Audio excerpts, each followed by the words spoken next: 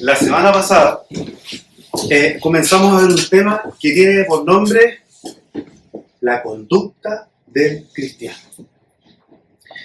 Y comenzamos con 3 puntos, donde el primero era que todos tenemos un llamado. Pero en ese llamado debemos dejarnos guiar. Bien. Pero además de dejarnos guiar, también debiéramos dejarnos corregir. Muy bien. Por eso tenían que sacarlo ahora. Súper bien, súper bien. Y vamos a continuar con esta misma enseñanza, la conducta del cristiano, y vamos a seguir avanzando en el libro de Efesios. Así que todos al libro de Efesios, capítulo 4, versículo 22. Dice así: en cuanto a la pasada manera de vivir, despojados del viejo hombre, que está viciado conforme a deseos engañosos, y renovados en el espíritu de vuestra mente, y vestidos del nuevo hombre, creado según Dios en la justicia y santidad de la verdad. El primer punto que hoy día vamos a analizar en esta continuación de las enseñanzas, en esta segunda etapa de cómo nos comportamos como cristianos, le puse por nombre: se separa de su pasado, se despoja de su antigua humanidad. Y muchas veces le pedimos a Dios tantas cosas. Y está muy bien, porque Dios es el único que puede suplir nuestras necesidades, no hay otro. A Dios le agrada que le pidamos y que dependamos de Él porque Él es Padre, y como Padre es proveedor. Pero debemos poner atención en un detalle. La palabra en muchas ocasiones nos lleva a tomar nosotros ciertas decisiones en base a nuestra voluntad. Hay muchas decisiones que debemos tomar nosotros en base a nuestra voluntad, guiadas por el Señor, ayudados por el Espíritu Santo, viendo al Hijo como nuestro ejemplo, pero decisiones de nuestra voluntad, decisiones personales. La palabra que acabamos de leer dice: despojaos, renovaos, vestidos. Y si bien el Espíritu Santo nos ayuda, porque es nuestro ayudador, nuestra voluntad tiene un juego importante en esto. Nuestra voluntad es importante. Que nosotros decidamos despojarnos del viejo hombre, renovarnos por medio del Espíritu y vestirnos del nuevo hombre. Quien realmente se ha despojado de ese hombre antiguo, difícilmente va a recordar su vida lejos del Señor con orgullo o con jactancia. Mucho menos como una broma. Por el contrario, cuando recordamos nuestro pasado, todos los que nos hemos sacado el viejo hombre y nos hemos vestido del nuevo, lo recordamos con vergüenza o con esperanza de que este testimonio y el testimonio de cada uno de los que está acá puede servirle a otra persona. Pero en ningún caso con orgullo, ni con jactancia, ni con liviandad. ¿Por qué? ¿Por qué debiéramos despojarnos de ese viejo hombre? Porque ese viejo hombre está viciado conforme a los deseos engañosos, deseos que nos confunden, deseos que nos engañan. Repito, toda persona que sea vestido de nuevo hombre no va a recordar el viejo hombre con jactancia ni con orgullo, sino que o con vergüenza o con esperanza de que hay, con fe, posibilidad de cambiar. El segundo aspecto, que tiene que ver con el engaño. El discípulo del Señor no engaña. Y aquí tenemos varias cosas, porque dentro del engaño siempre asociamos el decir algo que no es. Pero engañar también tiene que ver con hacerse parte de una mentira. Engaño a veces tiene que ver también con omitir ciertas cosas que debiéramos haber dicho y no las dijimos por ocultar. A veces uno no dice cosas por sabiduría, pero a veces sabemos. Y el Espíritu nos guía y nos muestra que estamos ocultando de decir ciertas cosas y en el fondo estamos engañando. La mentira no solamente es decir algo que no es. Exagerar también puede llegar a que mintamos. Decir algo 2 veces lo que realmente era para llamar más la atención. Todo eso abarca el engaño. Y la palabra nos dice que nosotros no debemos engañar, debemos desechar toda mentira. Ahora, tomando el tema anterior, en el que nosotros no podemos estar esperando que Dios haga por nosotros las cosas que nosotros debiéramos hacer para Dios, aquí también. Quien miente y conoce al Señor no puede estar esperando que el Señor haga un milagro o le dé una porción de no mentir para que la persona deje de mentir. La palabra no dice eso. Vamos a leer lo que dice la palabra. Versículo 25 del mismo capítulo 4. Efesios 4, 25. Por lo cual dice, desechando la mentira, a hablar verdad, cada uno con su prójimo, porque somos miembros los unos de los otros. Quien está con el Señor debería desechar todo tipo de mentira o similares, engaños, omisiones, arreglos, exageraciones. Debemos hablar con la verdad en su totalidad. Y hay un versículo que se parece a este en el sentido de que nosotros debemos decidirlo, y es el versículo 28. Dice, gracias Luis, el que hurtaba, pídale al Señor para que le ayude a no robar más. ¿Amén? ¿Cómo amén? No dice eso, no, atentos. El que hurtaba, no hurte más. Ahí está el mandato. Usted robaba, deje de robar. Sí, voy a esperar en el Señor que Él me dé una transformación. No, usted aquí no va a robar. Aquí no roba. Se acabó. Sino que dice, trabaje haciendo con sus manos lo que es bueno, para que tenga que compartir con el que padece necesidad. En estos versículos podemos ver que hay cosas que no debiéramos pedirle a Dios, sino nosotros hacer en honra al Señor. Y todo se resume a obedecerle. Obediencia. El que robe, que ya no robe más. A mí me toca escuchar afuera, en algunos contextos, en la calle, en otros lados, frases como, estoy esperando en el Señor. Es difícil, pero el Señor me va a ayudar. Vamos, yo sé que se puede. Y esas frases están súper bien para una persona que está enferma, que no depende de mí si la persona enferma se sana o no se sana. Yo espero en el Señor y confío en que Él va a hacer su voluntad. Pero si yo miento, no puedo estar diciendo, estoy esperando en el Señor poder dejar de mentir. Eso es religioso, eso no es bíblico. Es totalmente contrario a la palabra de Dios. Aquellas cosas que dependen de nuestra voluntad, debemos decidirlas nosotros. Cuando nosotros no decidimos aquello que debemos considerar y que dice la palabra, terminamos transformándonos en hombres y mujeres que caemos en pecado y decimos, Señor, ¿por qué a mí? ¿Por qué a mí? ¿Por qué yo? Porque nunca decidiste obedecer la palabra de Dios. Les voy a contar una historia. Me tocó en la cárcel hace algunos días atrás. Ustedes saben que estoy yendo a la cárcel algunos días a la semana. Y ellos hacen una reunión, un culto, le dicen, un culto, una reunión dominical, los días miércoles, una reunión. Y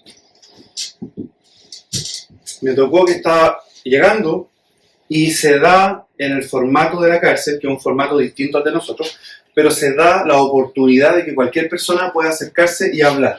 La oportunidad, la ventaja y la desventaja que tiene esto, la ventaja es que la gente escucha su testimonio y también él se puede expresar. La desventaja es que cualquiera puede decir cualquier cosa en el micrófono y se provoca todo un desorden.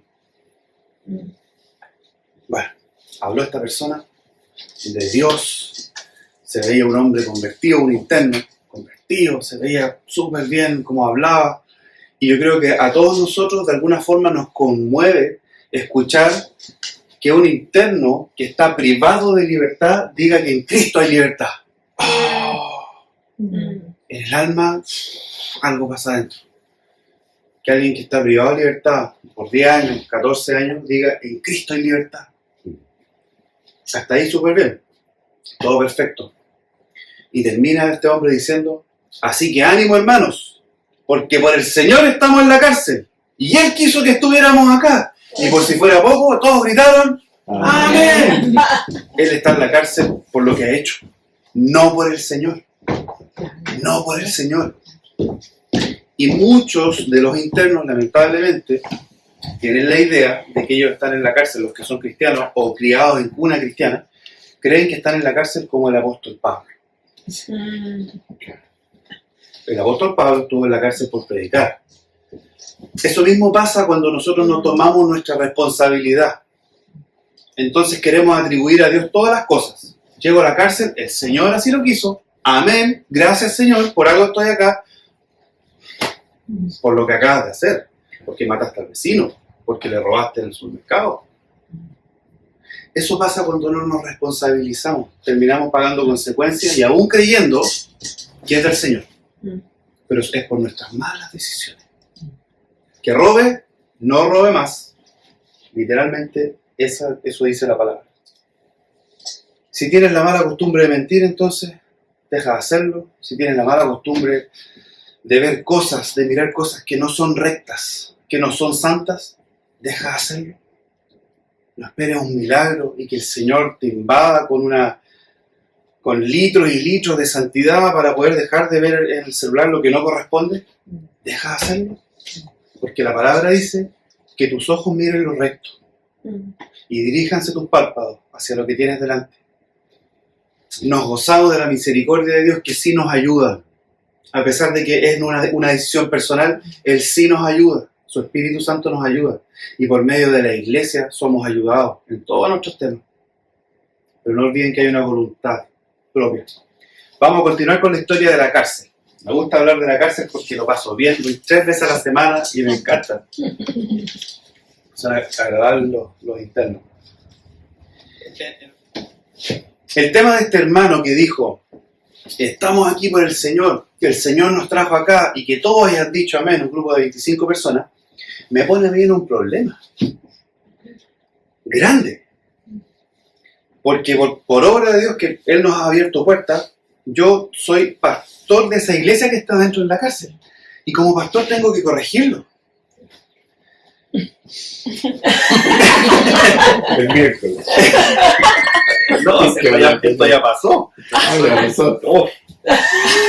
Ellos no son como ustedes. Ustedes son ovejitas humildes, mansas, obedientes, ¿cierto? Son así, ¿cierto? Sí, sí, ya. ¿Todos? Amén. Ok, cada vez. Allá es otro contexto.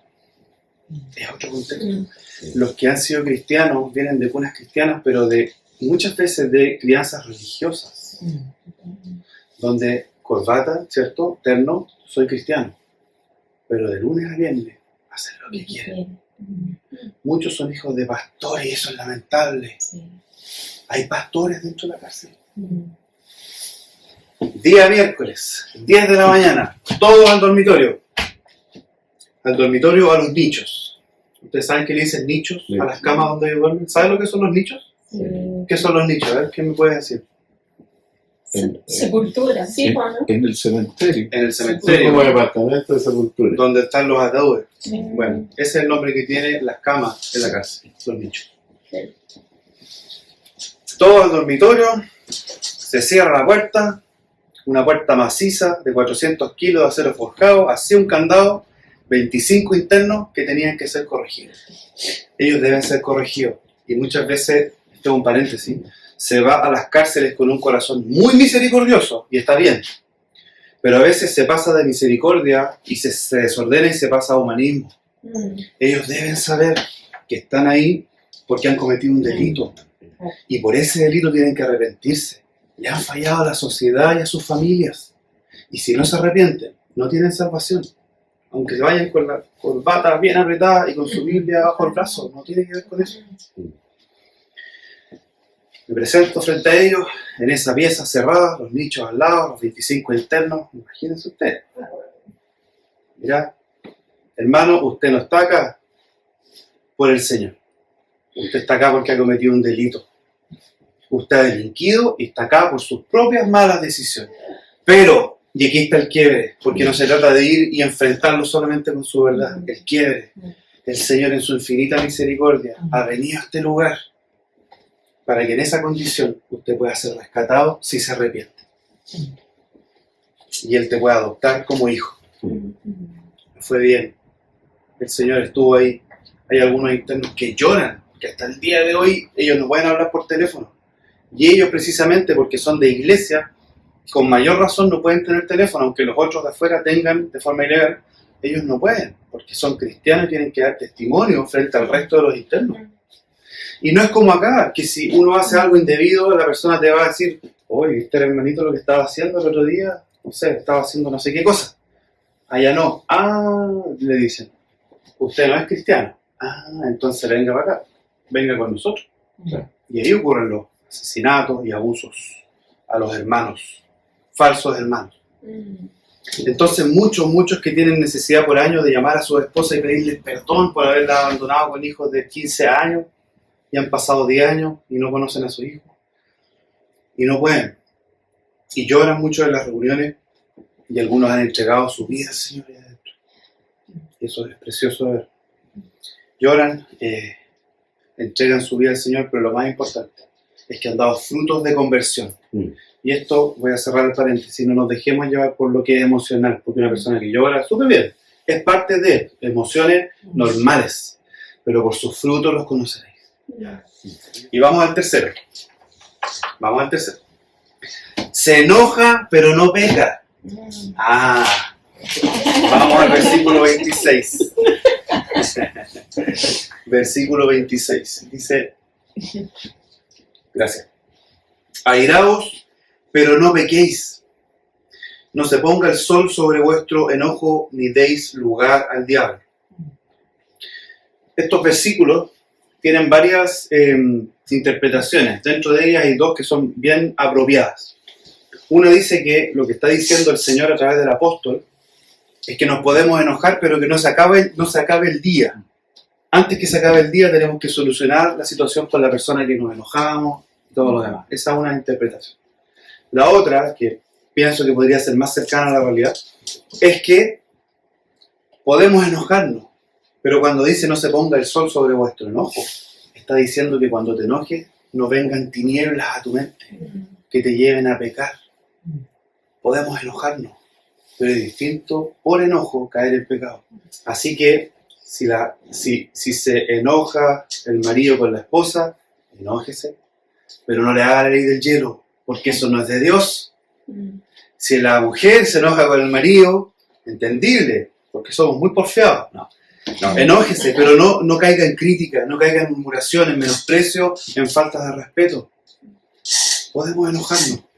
Dice, airéense.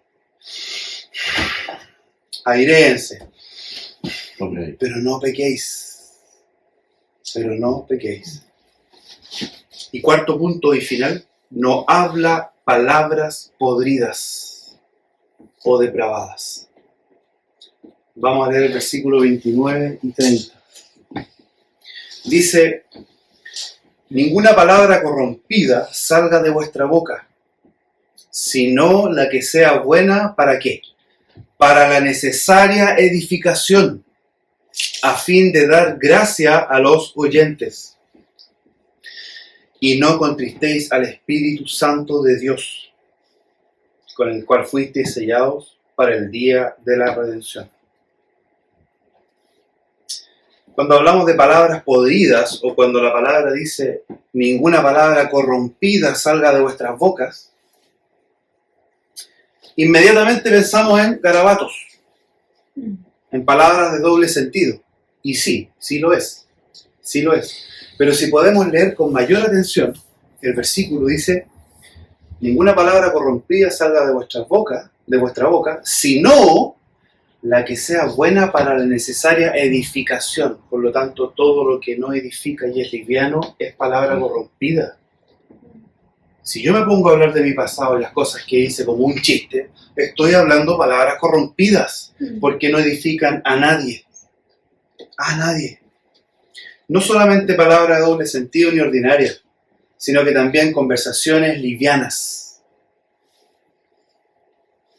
Yo creo que en las iglesias en general no pasa el tema de las palabras en doble sentido. Sería bastante grave que ocurriera. No he visto que pase. Pero sí se da más las palabras livianas. Conversaciones sin ningún tipo de fruto. Con burla. Burla. Que busca minimizar o humillar a la persona que está al lado. Eso es del mundo. En muchas conversaciones dentro de la iglesia, si le hiciéramos un stop cada ciertos segundos, encontraríamos varios pecados. Veríamos varias veces la transgresión de esta escritura que dice que ninguna palabra corrompida salga de nuestra boca. Muchas veces también se ha dado mofas. Acá no lo he escuchado y espero no escucharlo nunca tampoco. Pero mofas usando la palabra de Dios, usando versículos como ad hoc al momento de la palabra. Y sí, porque acuérdate que, versículo tanto. Qué delicado, qué delicado. Aquí no lo he visto, pero me ha tocado compartir en otros lados. Y es muy común burlarse, hacer bromas usando la palabra de Dios. Podemos reírnos de tantas cosas, hermano. Tantas historias con la familia Rocha Expósito, con Pastor Hernán y Marisol, también de años atrás. Tantas historias de cosas que hemos vivido juntos. Riámonos de eso. Recordémonos de eso con agrado, con alegría. Pero la palabra no es para tomarla con liviandad. La palabra es santa. Y en vez de usarla con liviandad, deberíamos usarla con celo. Aprendernos de memoria escrituras. Y no lanzar escrituras como entre medio, como que por si acaso. ¿Cuántas canciones del mundo no sabemos de memoria? ¿Cuántas? Empieza la canción en la radio y uno empieza a tararearla y ya se la sabe. La palabra de Dios es santa. Yo los invito a que junto con todo lo que hablamos hoy día, por sobre todo, nos cuidemos de ensuciar el Evangelio y de hablar de forma liviana. Señor, gracias por tu palabra. Gracias. Te pedimos ese arrepentimiento genuino que lo trae tu Espíritu, que nos